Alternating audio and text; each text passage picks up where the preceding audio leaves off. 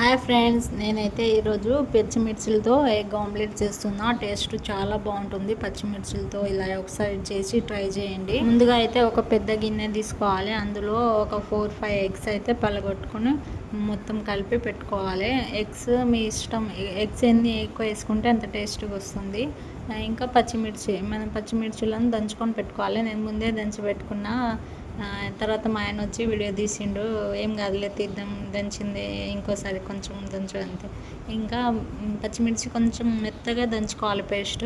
తర్వాత ఇప్పుడు మనం కలిపి పెట్టుకున్న ఎగ్లో కొంచెం పసుపు, సాల్ట్, రుచికి సరిపడినంత సాల్ట్ వేసుకొని కొద్దిగా అల్లం వెల్లుల్లి పేస్ట్ వేసుకుంటే టేస్ట్ అనేది బాగా వస్తుంది.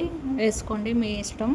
ఇక వేసుకొని అది మెత్తగా కలుపుకోవాలి ఉండలు లేకుండా. ఇప్పుడైతే గ్యాస్ స్టవ్ ఆన్ చేసుకొని ఒక ప్యాన్ పెట్టుకోవాలి. ప్యాన్ కొంచెం వేడయ్యాక అందులో కొంచెం ఒక స్పూన్ ఆయిల్ వేసుకోవాలి. ఆయిల్ వేసుకున్నాక మనం దంచి పక్కన పెట్టుకున్న పచ్చిమిర్చిని వేసుకొని అది గోల్డెన్ కలర్ వచ్చేంత వరకు ఫ్రై చేసుకోవాలి. పచ్చివాసన పోయేంత వరకు ఫ్రై చేసుకుంటే మనకు కారం అనేది ఎక్కువ ఉండదు. పచ్చిమిర్చిలు కొంచెం కారం ఉంటాయి కదా, చూసుకొని వేసుకోండి.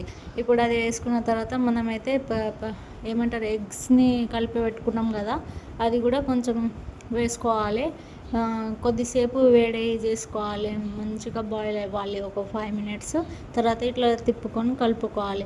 ఇలా చేసుకుంటే టేస్ట్ అనేది చాలా బాగుంటుంది. మీరు ఒకసారి రొట్టెలతో కానీ చపాతీలతో కానీ తింటే చాలా బాగుంటుంది. మీరు కూడా ఒకసారి ట్రై చేయండి. మరిన్ని ఇలాంటి వీడియోస్ కోసం మన ఛానల్ని సబ్స్క్రైబ్ చేసుకోండి. చూస్తుంటే నోట్లో వాటర్ వస్తున్నాయి కదా, ఎంత బాగుందో. ఇలా టేస్ట్ కూడా చాలా బాగుంటుంది. ఇంకా సాల్ట్ తర్వాత చూసుకొని వేసుకోండి. Thank you for watching. Bye bye.